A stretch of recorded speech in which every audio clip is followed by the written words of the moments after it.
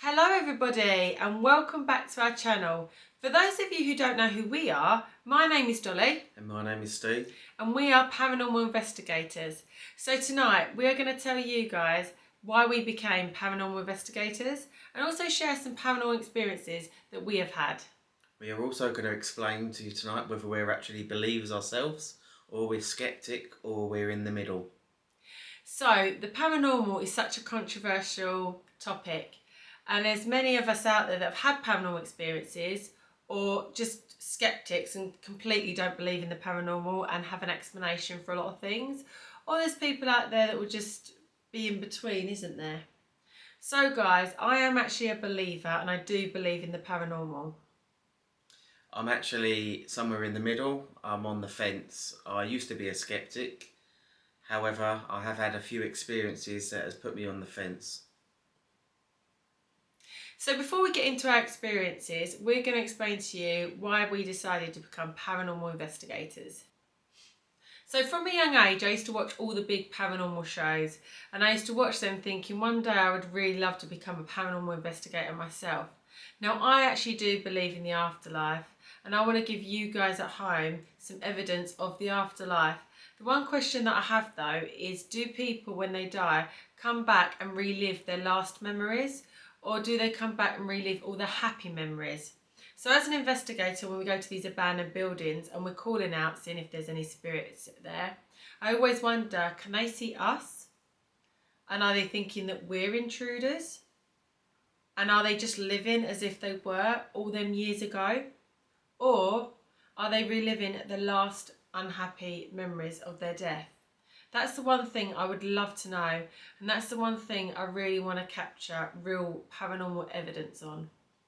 As for me, I'm somewhere in the middle. I'm not too sure whether there is paranormal out there, but as the experiences I've experienced over the years, and hopefully the things we're going to experience on this paranormal journey, hopefully I will be converted to a paranormal believer.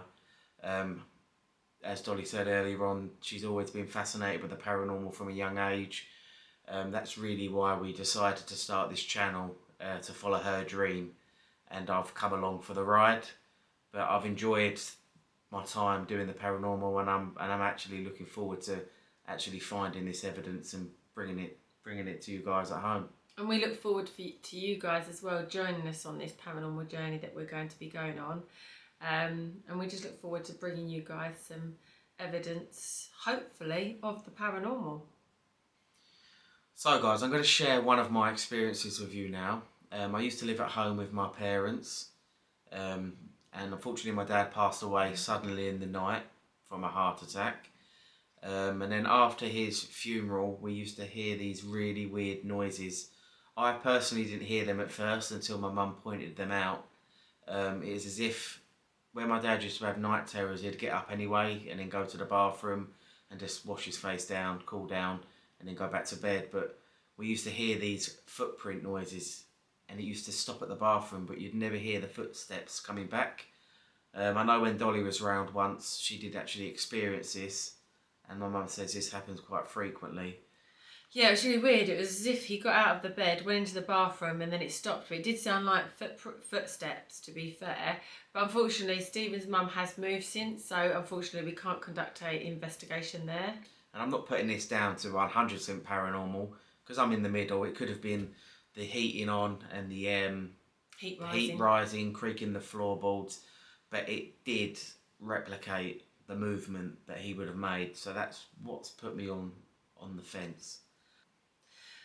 So guys, I have had a few unexplained experiences, but one of the experiences that I'm always going to remember was when I was working at a tanning salon.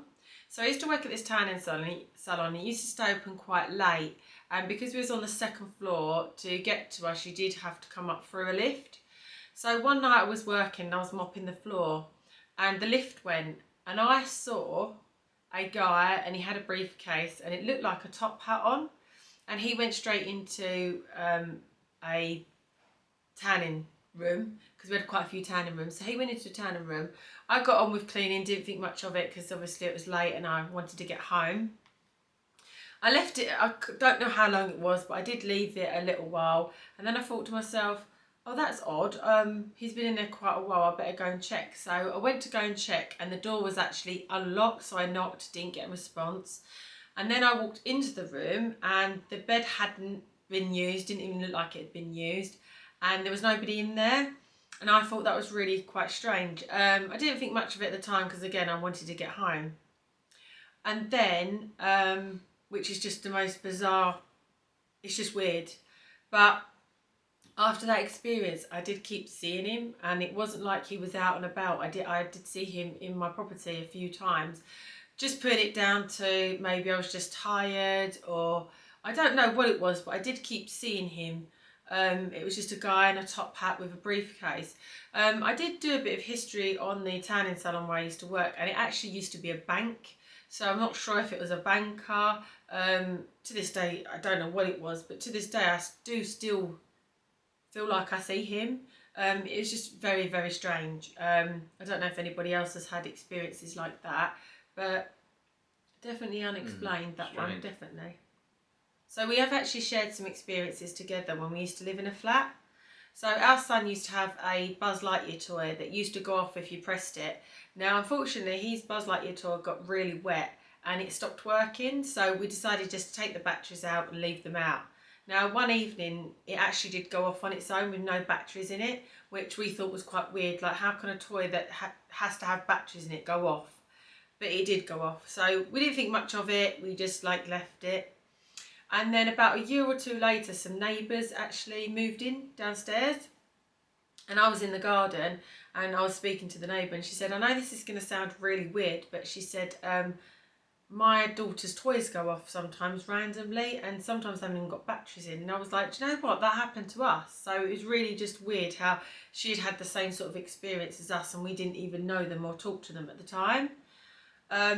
Also, I remember another time when we was downstairs with them, and they invited us downstairs. So we went downstairs and we were just talking amongst ourselves, and all of a sudden we heard this really loud, heavy, as if someone was running around our flat.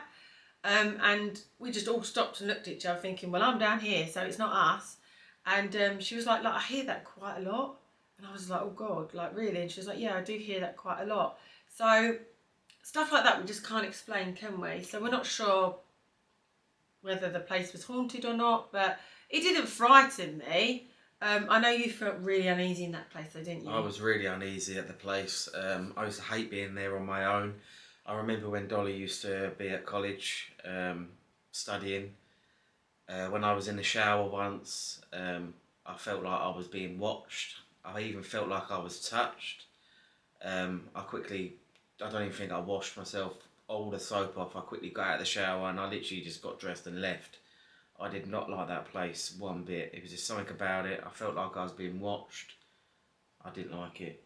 Yeah, our son actually thought that he was talking to us in our bedroom one evening, and then he was really surprised when no one talked back to him, and then he come running in the front room and was watching a film, didn't he? Yeah.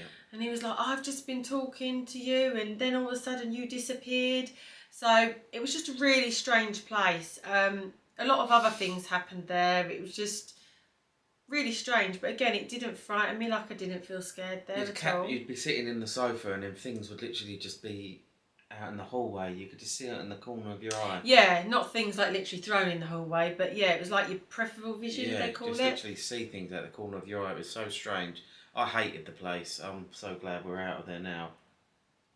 Unfortunately, I don't think we'll be able to investigate that place either because there is new owners of it now. But yeah, it was definitely a strange place that we did live in. But we would love to hear back from you guys. Have you guys had some really strange experiences that you just can't explain? Or have you actually had paranormal experiences? If you have, please comment down below because we'd love to read each and every one of your comments. So guys, I hope you've enjoyed listening to us explain our experiences and why we are now paranormal investigators. And please do share your experiences below in the comments. As Dolly said, we do love responding to all of your comments and everyone will be responded to. Also guys, don't forget to subscribe to our channel and hit that thumbs up if you did enjoy our video tonight. Until next time guys. Take care of yourself and good night. Good night.